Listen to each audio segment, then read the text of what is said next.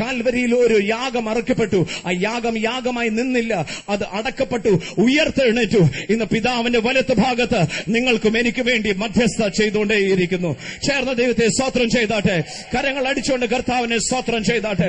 ഒരു പുതിയ ഉടമ്പടി, ഒരു പുതിയ നിയമം, ഒരു പുതിയ അധ്യായത്തിന്റെ ആരംഭമായി യേശു ക്രിസ്തു തന്റെ രക്തം എടുത്ത് കാണിച്ചുകൊണ്ട് ഇങ്ങനെ പറഞ്ഞു, ആ പാനപാത്രം എടുത്ത് കാണിച്ചുകൊണ്ട് ഇങ്ങനെ പറഞ്ഞു, ഇതാണ് പുതിയ നിയമത്തിലെ രക്തം. എന്താണ് ഈ രക്തത്തിന്റെ പ്രത്യേകത? ഇത് പാപങ്ങളെ മായിക്കുവാൻ പോകുന്നു. പഴയ നിയമം മുതൽ രക്തത്തിന്റെ ഉടമ്പടികൾ പ്രസിദ്ധമായിരുന്നു. പഴയ നിയമത്തിൽ മാത്രമല്ല, പല ഗോത്രക്കാരും രാജ്യക്കാരും രക്തത്തിന്റെ ഉടമ്പടി അവർ പരസ്പരം ചെയ്ത് അവർ ഒരു ഉടമ്പടി ചെയ്ത് ഒരു നിയമനം കൊണ്ടുവരുമായിരുന്നു. എന്താണ് ഉടമ്പടി?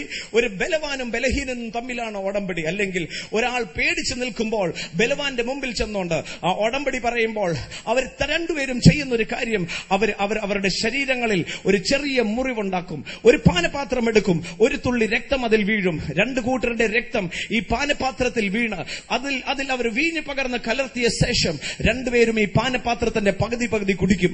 അത് കുടിക്കുമ്പോൾ അവർ വിളിച്ചു പറയുന്നത്, ഇന്നു മുതൽ സ്വന്തം സഹോദരന്മാരെക്കാളും ശക്തമായ ബന്ധമാണ് നിന്റെയും എന്റേതും. എന്റേതുള്ളതെല്ലാം നിന്റേത് മുഴുവൻ എന്റേത് എന്ന് വിളിച്ചറിയിക്കുന്നതായിരുന്നു ആ ഉടമ്പടി. അവർ രണ്ടുപേരും അവരുടെ ശരീരങ്ങളിൽ അല്പം മുറിവേറ്റ് ഈ രക്തം വീഴുമ്പോൾ അവർ രക്തത്തെക്കാളും അതിനുശേഷം അവർ രണ്ടുപേരും കൈകോർത്ത് പിടിക്കും. അതിനുശേഷം വീണ്ടും അവർ ചെയ്യുന്നത് അവർ ഗൺ പൗഡർ എന്ന് പറഞ്ഞാൽ വെടിമരുന്നെടുത്ത് ആ മുറിവിന്റെ മേൽ പെരട്ടും. എന്തിനാ പെരട്ടുന്നത്? അതൊന്ന് പഴുക്കുവാൻ. എന്തിനാ അത് പഴുപ്പിക്കുന്നത്? നാളെ ആ മുറിവ് കാണുമ്പോൾ അത് അവർക്ക് ഓർമ്മ വരണം, ഞാൻ ഇന്നയാളുടെ രക്ത ഉടമ്പടിയിൽപ്പെട്ട വ്യക്തിയാണ്. ബലവാനായിരിക്കുന്ന ഒരു വ്യക്തി ബലഹീനനുമായ ഒരു ഉടമ്പടി എന്തിനാ ചെയ്യുന്നത്? ബലഹീനൻ പറയുന്നത്, എനിക്ക് സ്വയമേ രക്ഷിക്കാൻ കഴിവില്ലാത്തത് കൊണ്ട് ബലവാനെ നീ എന്നെ രക്ഷിക്കണം, എനിക്ക് നീയുമായിട്ട് ഒരു ഉടമ്പടിയിലെത്തണം. ബലവാൻ ചില കണ്ടീഷൻസ് വെച്ചുകൊണ്ട് ഉടമ്പടിയിൽ സൈൻ ചെയ്യാണ്. എങ്ങനെയാ സൈൻ ചെയ്യുന്നത്? രക്തം ആ പാനപാത്രത്തിൽ ഒരു തുള്ളി രക്തം ഇട്ടുകൊണ്ട് താൻ ആ ഉടമ്പടിയിൽ അഗ്രി ചെയ്യുമ്പോൾ അല്ലെങ്കിൽ സമ്മതിക്കുമ്പോൾ ബലവാൻ ഇങ്ങനെയാ പറയുന്നത്, ഇന്നു മുതൽ നിന്നെ പരിപാലിക്കാനും ഇന്നു മുതൽ നിന്നെ കരുതുവാനും നിന്നെ മാത്രമല്ല നിന്റെ തലമുറ കാക്കുവാനുള്ള ഉത്തരവാദിത്വം ഞാൻ ഏറ്റെടുക്കുന്നു. അബ്രഹാം വിഗ്രഹം ആരാധിച്ചുകൊണ്ടിരിക്കുന്ന ഇടയ്ക്ക്, വിഗ്രഹത്തെ ഉണ്ടാക്കിക്കൊണ്ടിരിക്കുന്ന ഇടയ്ക്ക് പിതാവാം ദൈവം അബ്രഹാമിനോട് പറഞ്ഞു, ഇറങ്ങി പുറപ്പെടുക. വേറെ ആരോടും ആലോചന ചോദിച്ചില്ല. ആരോടും ആലോചന ചോദിക്കാതെ ദൈവത്തിന്റെ ശബ്ദം കേട്ട് ഇറങ്ങി തിരിക്കുന്നവർക്കായി ഞാൻ ദൈവത്തെ സ്തോത്രം ചെയ്യുന്നു. അവരെയാണ് ദൈവം അനുഗ്രഹിക്കുന്നത്. ഹല്ലേലൂയ. ചേർന്ന് ശബ്ദമുയർത്തി ദൈവത്തെ സ്തോത്രം ചെയ്താട്ടെ. അബ്രഹാം ഇറങ്ങിത്തിരിച്ച ശേഷം അനുസരണം കണ്ട പിതാവാം ദൈവം അബ്രഹാമിനോട് പറഞ്ഞു, അബ്രഹാമേ, നമുക്ക് തമ്മിൽ ഒരു ഉടമ്പടി തുടങ്ങാം. നമുക്ക് തമ്മിൽ ഒരു രക്തത്തിന്റെ ഉടമ്പടി ആകാം. എനിക്ക് പകരമായി കൂനമില്ലാത്ത ഒരു ആടിനെ നീ കൊണ്ടുവരണം, അതിനെ അറക്കണം. ഇന്നു മുതൽ നിന്റെ കുടുംബത്തിലെ 8 വയസ്സ് തികയുന്ന എല്ലാ മെയിൽസ് എല്ലാം പുരുഷന്മാരെ, എല്ലാം പുരുഷ സന്തതികളെ പരിച്ഛേദന ചെയ്യണം. എനിക്ക് പകരമായി കൂനമില്ലാത്ത ആടിന്റെ രക്തം വീഴുന്നു. നിന്റെ തലമുറയിൽ ആ 8 വയസ്സ് പ്രായം 8 ദിവസം പ്രായമുള്ള പുരുഷന്റെ പരിച്ഛേദന അർപ്പിക്കുമ്പോൾ നമ്മൾ തമ്മിൽ രക്തത്തിന്റെ ഉടമ്പടിയായി തീരും. അങ്ങനെ അബ്രഹാമും ദൈവവും രക്തത്തിന്റെ ഉടമ്പടിയിൽ ഒന്നായി തീർന്നു.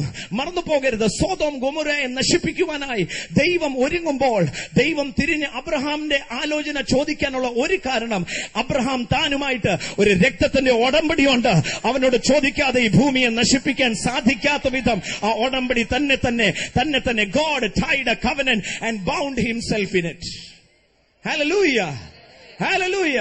ചേർന്നേറ്റ് സ്തോത്രം ചെയ്താട്ടെ. അബ്രഹാം ദൈവത്തോട് കൂടെ നടക്കുവാൻ തുടങ്ങി. ദൈവം ഏറ്റെടുത്ത ഒരു കാര്യം, ദൈവം ബലവാനായതുകൊണ്ട് അബ്രഹാം ബലഹീനനായതുകൊണ്ട് ദൈവം ആ ഉടമ്പടിയോടെ അബ്രഹാമിനോട് പറഞ്ഞു, അബ്രഹാമേ, ഈ ഉടമ്പടി ലോക അവസാനം അല്ലെങ്കിൽ എന്നേക്കും നിലനിൽക്കും. നീ മാത്രമല്ല, നിന്റെ സന്തതികളുമായി ഈ ഉടമ്പടി നിലനിൽക്കും. ആകയാൽ നീ എന്റെ കൂടെ നടക്കണം. അബ്രഹാം ഈ ലോകത്തിൽ ദൈവത്തിന്റെ കൂടെ നടന്നു. അബ്രഹാം ബലഹീനനാണെങ്കിലും ബലവാനായിരിക്കുന്ന ദൈവം വാക്ക് പറഞ്ഞു, എന്റെ പ്രൊട്ടക്ഷൻ, എന്റെ മുഴുവൻ സമൃദ്ധി, എന്റെ സകലതും എന്റേതെല്ലാം നിന്റേത്, നിന്റെ മുഴുവൻ എന്റേത് എന്ന് ദൈവം തന്നെ താൻ താഴ്ത്തി ഒരു മനുഷ്യനുമായി ഒരു ഉടമ്പടി വെച്ചു.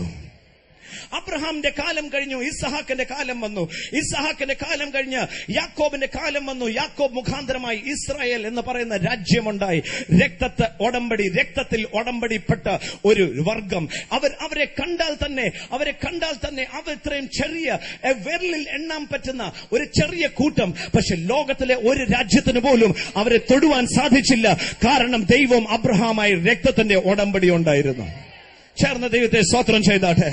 ശബ്ദമുയർത്തി കർത്താവിനെ സ്തോത്രം ചെയ്താട്ടെ. അബ്രഹാമുമായിട്ട് ദൈവവുമായിട്ടുള്ള ആ ഉടമ്പടി എന്നൊക്കെ ഒരു കുഞ്ഞ് whenever a male child പരിച്ഛേദന കഴിയുമ്പോൾ അന്ന് അബ്രഹാമും ദൈവം തമ്മിലുള്ള ഉടമ്പടിയിൽ ഈ പുരുഷനോട് അംഗമാകും. അതോടെ ദൈവം പറയും, ഈ കുഞ്ഞും അവന്റെ തലമുറയും നോക്കുവാനുള്ള ഉത്തരവാദിത്വം എന്റേത്. അങ്ങനെ ഇസ്രായേൽ ജനം നാൾക്കുനാൾ ബലമാകുവാൻ തുടങ്ങി. ആർക്കും തൊടുവാൻ സാധിച്ചില്ല. ജെറൂസലേം ലോകത്തിലെ ഏറ്റവും പ്രശസ്തമായ പട്ടണമായി മാറി. അതിന്റെ രഹസ്യം ഉടമ്പടി. Hallelujah, hallelujah. എന്നാൽ ഇസ്രായേൽ ജനം ദൈവത്തോട് മത്സരിച്ചു, ദൈവത്തോട് അനുസരണക്കേട് കാണിച്ചു. അവർ ഈജിപ്തിലേക്ക്, അവർ മിസ്രൈലിലേക്ക് അവർ അടിമപ്പെട്ടു. അടിമയിൽ ആയിരിക്കുന്ന കാലത്ത് അവർ അടിമപ്പെട്ടു. അവർക്ക് യാതൊരു തരത്തിലും ഇനി രക്ഷയില്ല. ഉടമ്പടി അവർ മറന്നുപോയി. അവർ സ്വയത്തിൽ ആശ്രയിച്ചു. അവർ അടിമകളായി അവിടെ 400 വർഷം നിൽക്കുമ്പോഴും ദൈവം തന്റെ ഉടമ്പടി മറന്നുപോയില്ല. ദൈവം തനിക്ക് വേണ്ടി ഇവരുടെ വിടുതലിന് വേണ്ടി ഒരു വീണ്ടെടുപ്പുകാരനെ അയച്ചു. അവന്റെ പേരായിരുന്നു മോശ വന്ന് ആദ്യമേ ചെയ്തത് അവനൊരു യാഗം അർപ്പിച്ചു. യാഗം അർപ്പിച്ചതോടെ ആ അബ്രഹാമും ദൈവവും തമ്മിലുള്ള രക്തത്തിന്റെ ഉടമ്പടി ദൈവത്തിന് ഓർമ്മ വന്നു. ദൈവം പറഞ്ഞു, അവരുടെ നിലവിളി ഞാൻ കേട്ടു. അവർ അബ്രഹാമിന്റെ ഉടമ്പടിയിൽപ്പെട്ടതായതുകൊണ്ട് അവരെ ഞാൻ വീണ്ടെടുക്കും. ലോക ചരിത്രത്തിൽ ഇതുപോലെ നടക്കാത്ത ഒരു പുറപ്പാട് നടന്നു. ഏകദേശം 25 ലക്ഷം പേര് മരുഭൂമിയിലൂടെ പകൽ മേഘസ്തംഭവും രാത്രി അഗ്നിത്തൂണുമായി ദൈവത്തിന്റെ ചിറകന്റെ കീഴെ കോഴി തന്റെ കുഞ്ഞുങ്ങളെ ചിറകടിയിൽ മറയ്ക്കുന്നത് പോലെ 30 ലക്ഷം പേര് മരുഭൂമിയിലൂടെ നടക്കുമ്പോൾ ഒരൊറ്റ കുഞ്ഞും രോഗികളായി തീർന്നില്ല. അവരുടെ ശരീരം ജീർണിച്ചില്ല. എന്താ, അവന്റെ ചെരുപ്പ് പോലും തേഞ്ഞില്ല. അതിന്റെ കാരണം രക്തത്തിന്റെ ഉടമ്പടി. ഹല്ലേലൂയ. ചേർന്ന ദൈവത്തെ സ്തോത്രം ചെയ്താട്ടെ. ആർത്ത് വിളിച്ച് കർത്താവിനെ സ്തോത്രം ചെയ്താട്ടെ. അബ്രഹാമായി ദൈവം കൊടുത്ത ഉടമ്പടി ദൈവം ഒരിക്കലും വാക്കുമാറത്തില്ല. മറന്നു പോകരുത്. അബ്രഹാമിനോട് ഇസ്ഹാക്കിനെ യാഗം കഴിപ്പിക്കണമെന്ന് ചെയ്തപ്പോൾ അബ്രഹാം സന്തോഷത്തോടെ പോയി യാഗം കഴിപ്പിക്കാനുള്ള കാരണം അബ്രഹാമിനറിയാം, രക്തത്തിൽ ഉടമ്പടിയായിരിക്കുന്ന എന്റെ കൂട്ടുകാരനായിരിക്കുന്ന ഈ ദൈവം ഒരിക്കലും എനിക്ക് നാശം വരുത്തത്തില്ല. ഇന്ന് പകൽ ഒരു കാര്യം പറയാം, അബ്രഹാമിന്റെ ഉടമ്പടിയിൽപ്പെട്ടതല്ല നമ്മൾ യേശുവിന്റെ ഉടമ്പടിയായതുകൊണ്ട് ഇന്ന് പകൽ ഒരിക്കലും തിന്മ കൊണ്ട് നിന്നെ പരീക്ഷിക്കുന്ന ദൈവം ല്ല, നന്മ കൊണ്ട് അനുഗ്രഹിച്ച് നിന്നെ